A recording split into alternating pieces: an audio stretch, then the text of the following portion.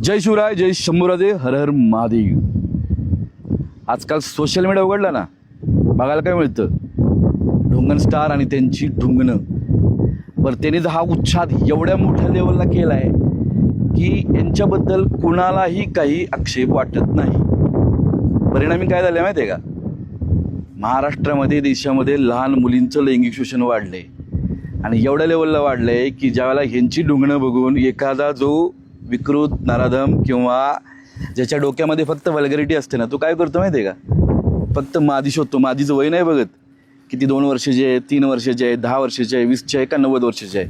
कारण महाराष्ट्रामध्ये 2.5 वर्षाच्या लहान मुलीपासून ते 90 वर्षाच्या आजीपर्यंतच्या बलात्काराच्या केस समोर आले. आणि त्याला कारणीभूत आहे हे सोशल मीडियावरची हा उत्तमात चालू आहे ना, तो. याला प्रशासनात धाक आहे नाही माहीत नाही, पण हे जरा अति होते.